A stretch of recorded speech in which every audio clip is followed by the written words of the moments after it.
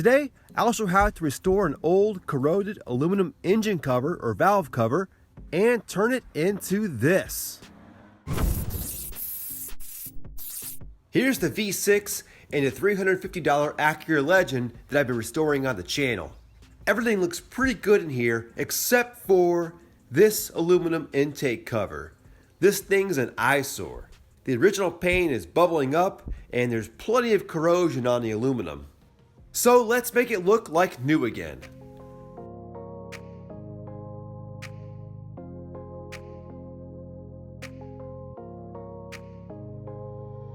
Ideally, I would sandblast this cover, but this is actually a vacuum chamber on the plenum. So I'd have to be real careful about masking and cleaning so no sand would end up making its way into the engine, because this cover draws a vacuum from the cylinder head. And I'll show how to clean up the corrosion on those raised letters later as well. Also, most people don't have a sandblaster, so I'll keep it simple with sandpaper instead. There's the plastic plug wire holder out of the way to the workbench. There are some areas I would protect on this before I start sanding, mainly this foil V6 badge. They don't make this anymore, so good luck finding another if I scratch it up by accident. It already has some wear on it. So let's protect it. I hope this foil won't peel off when I remove the tape. So I'll just touch the back with my dirty fingers from working on the engine. And that makes it less sticky. I'm making sure all the edges are pressed down with my fingernail. And then cut off the extra with an X-Acto blade.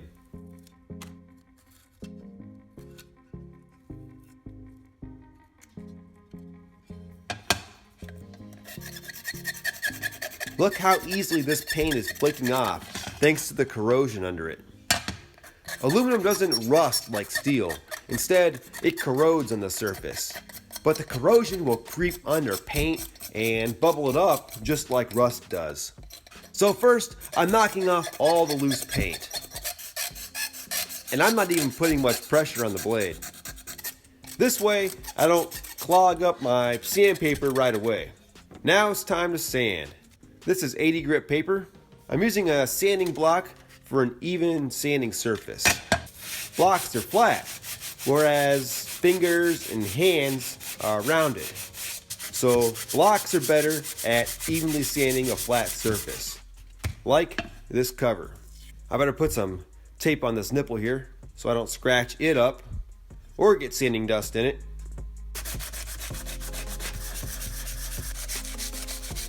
And the goal is to make the dark or chalky surfaces nice and shiny. Like that dark spot here is corrosion. Here too. Primer won't bond well to that. But this is good.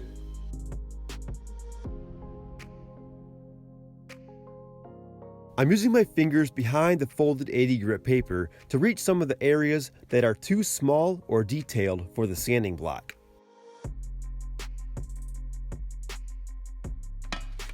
I've made quite the mess here. Combination of aluminum and paint dust. Here's how the surface is looking. Plenty of scratch marks from the 80 grit paper. I started to scuff up this painted area here, but I'll just get that with the 180 grit instead because that paint is still very well bonded to the surface. And here is the 180 grit. I repeated the same steps with the 180 grit paper, sanding the flat areas with the sanding block and the tight areas with my fingers. I sanded all the remaining paint areas with the 180 grit. All the glossy painted areas should be dull now after sanding. This will give the new primer a good surface to bond to. Alright, I sanded with the 80 and the 180, and all the painted areas that were glossy are now scuffed up. That makes a good surface for the new primer and paint to bite to. Now I just need to clean this up and I can get started with that process. To remove any contaminants, grease, or oils left on the surface, I'm going to use some prep spray by Duplicolor. Even the oils in my fingers can cause paint not to stick well.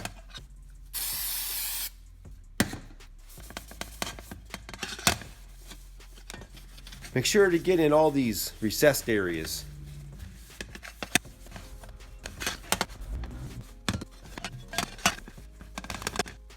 There's what came off. I'll have a link for prep spray in the description.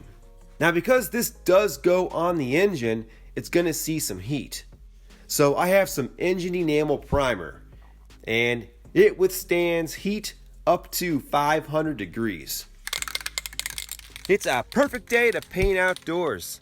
2 light coats followed by 1 medium coat. 10 minutes in between coats. Always test spray. Good. I like to spray all the edges and hard to reach areas first. Get them out of the way. Then do the top, easy to reach areas last. That way, I don't go too heavy and get any sags or runs where they'll be too visible. Let's take a closer look. It's kind of splotchy. I can still see through it. That's good for a first light coat. It's been 10 minutes. Time for the second light coat. Make sure we're dry. And good. Same as last time. Hard to reach areas first. Then the main surface. And done. See you in 10. It's pretty even after 2 light coats. A little light on this corner. I can see through a little there. But this is where I want to be after 2 light coats. Next I applied the medium wet coat. Here's a close look after the 3rd medium wet coat. It should be a little heavier, like this, and cover evenly. I'll give this some time to dry. So first I cleaned with the prep spray. Then I just applied the engine enamel primer. Now I need to apply an enamel top coat. I can use engine enamel for this. A couple examples of those here. Duplicolor metal cast is an enamel. They make a lot of colors if I was going for an aftermarket or custom look. But I'll save that for another project because I want this to look original after I restore it. So I have some silver wheel paint here. And yeah, it says it's for wheels, but I've used this wheel paint on engine accessories before. I even painted an aluminum engine block with it once, and it has always held up great. I just wouldn't use it on anything like headers or exhaust. There's higher heat-rated enamels for that. Enamels are also resistant to most chemicals, including oil and gas, which, if you're painting something on an engine, is also a good idea. Here's an example of lacquer paint, which you don't want to use on a part like this. It's not chemical resistant and won't hold up as well to the heat. Also, you shouldn't apply lacquer over an enamel because it can cause the paint to lift and wrinkle up. So if you start with enamels, stick with enamels. By the way, this is WHP 101 silver. I'll list these in the description as well. Test spray. Especially important because this is an old half-used can. And just like before, getting the edges and hard to reach areas first.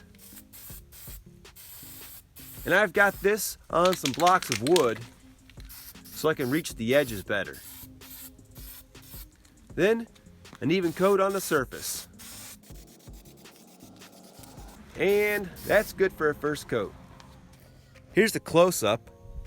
You can see the silver didn't even cover the primer completely. And that's alright because light coats dry a lot faster. And there's no sags in the paint. It's been 10 minutes. Time for coat 2 of color. Pretty much doing exactly what I did on the first coat.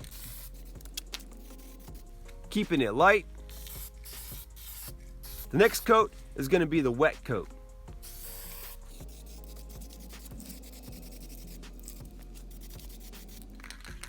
Okay, we're back after waiting 10 minutes for the second coat to dry. And this is the final coat, the wet coat. The wet coat should be heavier to give the surface an even gloss. Just not enough to run or sag. I like to move in a little closer so the paint lays down heavier.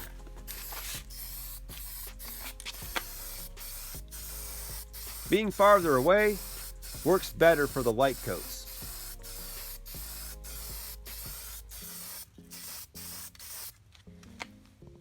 And here's how it looks.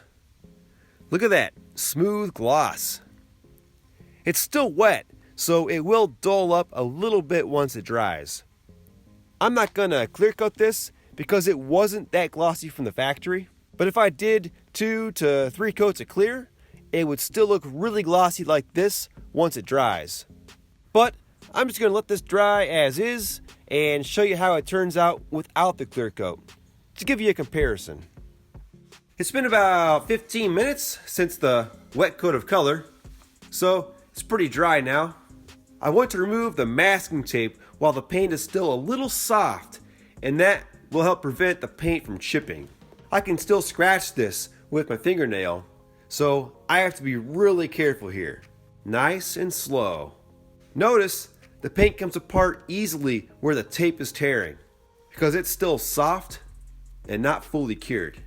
And so far, the masking tape hasn't pulled the foil off the emblem, which is really good. I was nervous about that, especially right here where it already started to come off.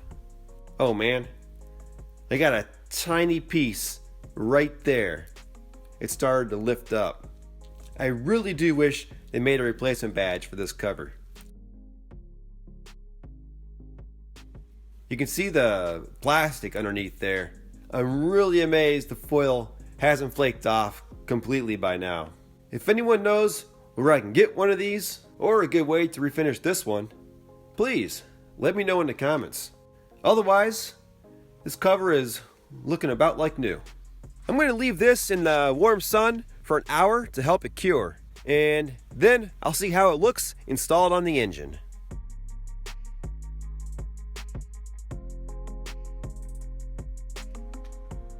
And there you go. Definitely cleans up the engine bay, being the main focus of the engine. It's a bit brighter than the original silver, but I'm alright with it. One more thing I need to do here.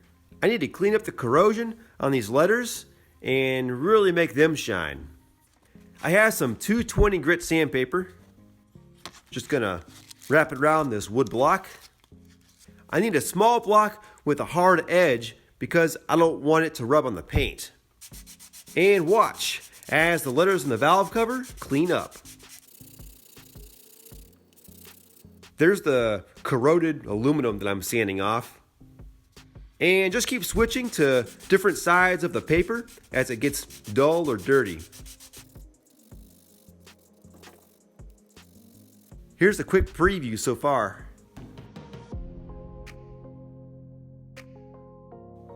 And here they are, all cleaned up.